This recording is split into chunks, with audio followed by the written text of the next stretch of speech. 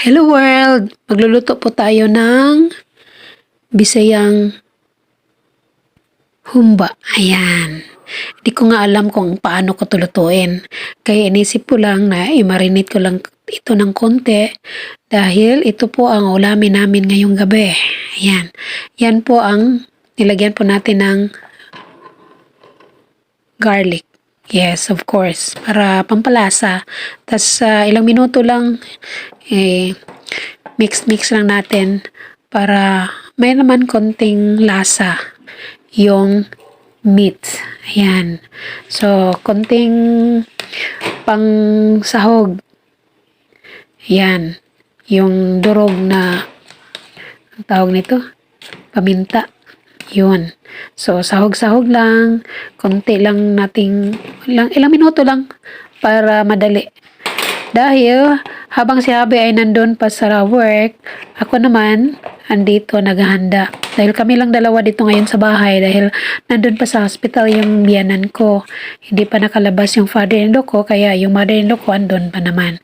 So tapos na ang sahog. Maya-maya iinitin ko na yung kalaha. Lagyan natin ng konting oil. Kasi lagay natin yung na-marinate natin. Iwan ko lang kung ganito ba kayo magluto. Basta ito lang naisipan ko. Kasi hindi ko masyadong magaling magluto. So kung ano lang nasa isip ko, yun lang ang gagawin ko. So yun. Isahog-sahog lang. Yung na-marinate ko, diretso ko na nilagay sa oil with kunting ukay-ukay. Ayan. So, pagkatapos niyan, hintayin lang natin na medyo mas maluto pa yung taba ng baboy. Ayan na. Medyo luto-luto na. Nag-brown-brown na. Tapos lumalabas ng sarili niyang oil. Ayan. Nadagdag doon sa oil. Lagay natin na konting-konti lang. Ayun. Tapos, pagkatapos siya ukay-ukayin, halo-halo lang. Ayan. Parang Bisayang humba to.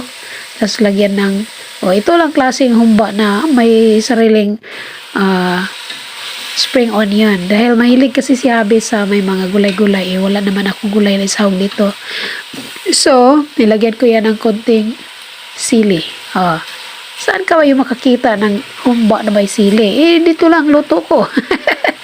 Mahilig kasi si Abby ng medyo may konting spicy. Yan. Kaya nilagyan ko ng konting tubig na may sugar. Tapos, nilagay ko ang isang sili lang. Konting sili. Para hindi naman masyadong maanghang. Ayan.